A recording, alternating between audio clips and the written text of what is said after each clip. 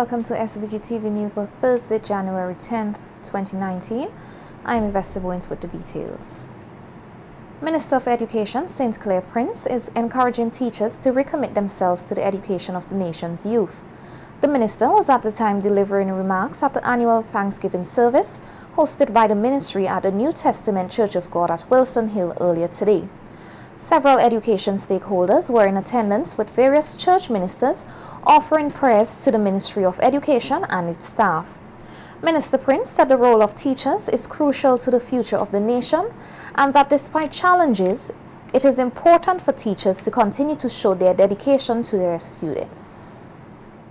That in 2019 we need to recommit ourselves, rededicate ourselves towards developing our students and our system. And I would wish the other stakeholders would come on board more fully, because I don't think that the rest of society is in tune all the time with what is needed from them in terms of support for the education revolution here in St. Vincent and the Grenadines. They send their children to school and see the school as a sick bay or a holding bay until they come from work. We have to change that. But of course it will take time. And I hope that over the years and from now on that we rededicate ourselves, not just as teachers and educators and administrators, but parents and other members of the society. But get together and ensure that our people are educated in such a way that they will be able to name their world, be part of their society, interpret their environment, their social environment, and to confront it and to make things better for them. Minister Prince said it is also important for educators to reflect on their past performance in order to improve. Of course, that we celebrate. It is important that we reflect. It is important that we rejoice. It is important that we consider what our strengths are, what our weaknesses are. We ought to correct weaknesses and we ought to build on strengths, so that we can deepen and widen the particular enterprise in which we find ourselves. That's why I'm so happy that we have so many of you here this morning to thank God for the guidance which He has given us over the past year and to ask Him for greater guidance in the coming period. We are mostly people of faith in St. Vincent and the Grenadines, and we accept that we need the guidance of God in our lives. Prince further stated that while teachers are focused on delivering quality education to their students, they must also ensure the development of positive attitudes. And well, I know with all these socio-economic noises, semantic noises that distract us from thinking that the education system is a pivot of development here in St. Vincent and the Grenadines. We are distracted from that sometimes, and we seem to pay more attention to what happens at the end of a particular period in terms of the results, whether CPA or CSEC or CAPE, etc. And we don't pay enough attention as to what happens in between that. What about the process? How do we form minds? At the end of a period, a person leaving school with so many subjects, did you build character? Did you instill morals? Did you inculcate a sense of citizenship and patriotism, etc.? And these are the works I'm talking about that we need as educators to deal with. And I talk about works. The Education Minister also took the opportunity to commend the work of two stalwarts in the education sector: former Permanent Secretary Maureen Williams and the Chief Education Officer Beverly Neptune, who recently retired after many years of service. The post of Permanent Secretary will be taken up by Michael Burke, while Michelle Walker will carry out the duties of Chief Education Officer. Minister Prince thanked the two retired educators for their contributions to the sector. I'd like to say thank you to two stalwarts of the education sector who have left us. I'm talking about the Permanent Secretary, Mrs. Maureen Williams, and the former Chief Education Officer, Ms. Beverly Neptune. They are retired or they are retiring, and I'd like to thank them. I benefited from their counsel and from their vision, and I wish them all the best in their new endeavors. And I know and I hope that the contribution which they've made to St. Vincent and the Grenadines will not end with their retirement, but they'll continue to produce the good work which they have done over the past years. Between them, I think they have given us, in aggregate, over 75 years of contribution to the education sector. And we thank them for it on behalf of the government of St. Vincent and the Grenadines and the people of St. Vincent and the Grenadines. Meanwhile, Bishop Chesley Ferdinand of the New Testament Church of God shared some words of inspiration with both educators and the youth of the nation. While delivering the sermon at the annual Thanksgiving service of the Ministry of Education, Bishop Ferdinand said teachers are often not recognized for the sacrifice that they make in order to develop the nation's children. He, however, said despite this, there is much to rejoice about. Because we have a spirit of indifference and ingratitude that influences our youth, that they don't care to say good morning or good afternoon or to be appreciative of systems that contribute to their development. That you who pour into them, they watch you in your face once they've achieved and pass you and despise you. Let's rejoice. Because there is an indifference and a general sense of disregard and neglect for the poor and the indigents. And even though Christ said that we must look for one another and be patient with one another and be tolerant with each other, yet we're not. Using the example of his life, Bishop Ferdinand said one's past is not an indication of their future. He said the hope of a good future is one thing everyone can rejoice about. And I depended on handouts and the lesser, meaner things of society. And I walked with the scum of society from the base. And in those days, I'm just saying why we should rejoice. And in those days, we had this one-room house. My sister is here. She's now principal, and praise God for you. Amen? Okay. My wife too is principal. And in the one-room house, when you will lie down for others to pass, they had to walk on you. But one-room house and crocus bag and sleeping in big dresses don't dictate your future. Oh, hallelujah! I'm just preaching today, and I'm saying this is why we rejoice, that our future is not dictated by our past. Our future is determined in the Word of God. General Secretary of the SVG Teachers Union, Nikisha Williams, said that teachers in various schools across SVG have been doing more than a teacher's job on many days. Speaking at a media conference earlier this week, Williams said that some teachers oftentimes use their own monies to ensure classrooms are acceptable for learning. Schools that the PTA would come together, try to raise funds to do whether, you know, locks or paint or whatever. And unless you have the go-ahead from the Ministry of Education, really and truly your hands are tied.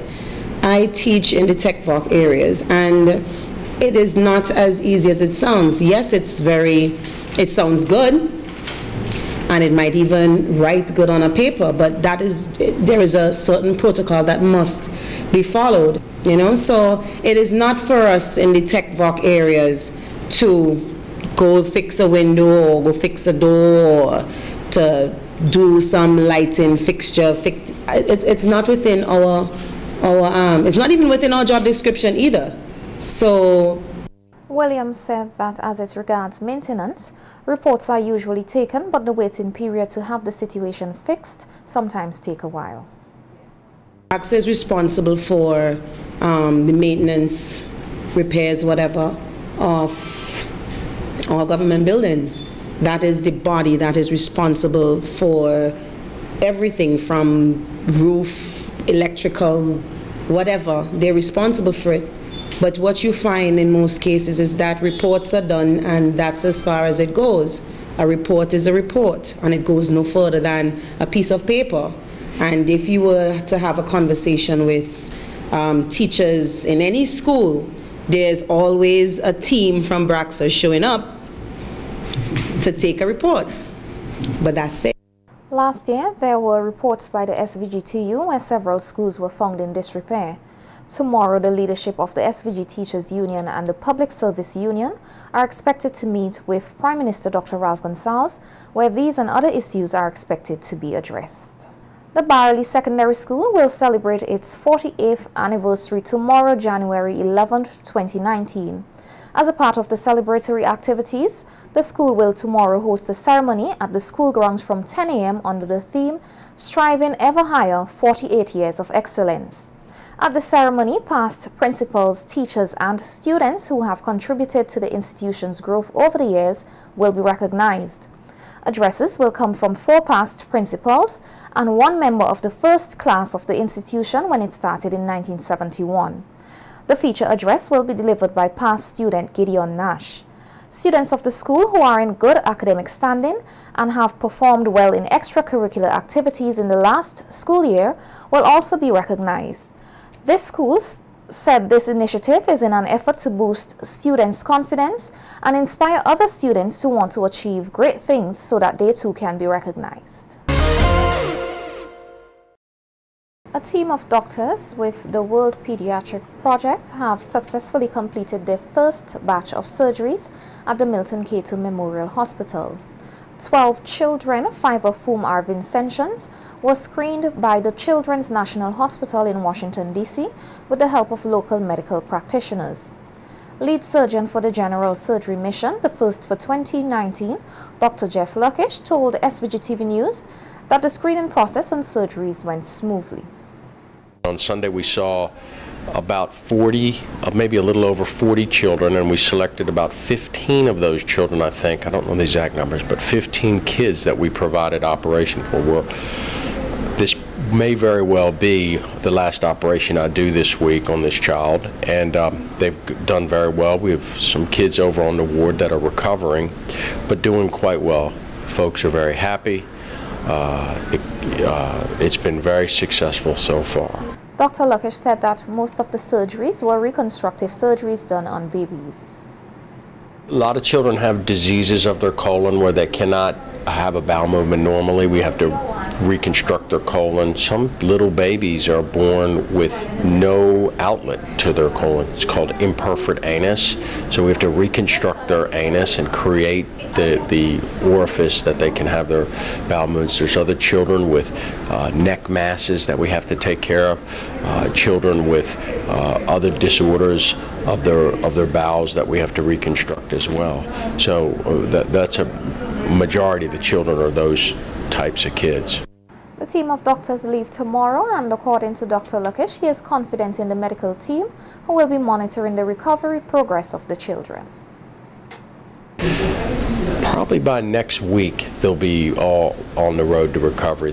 I think most of the kids will leave the hospital tomorrow. I'm leaving tomorrow evening. But we have I have a great local surgeon and a local team here that continues to care for these kids after I leave, and we've maintained communication should there be some issue that I need to discuss with them, and we go from there, you know. So I expect them to be fully recovered next week.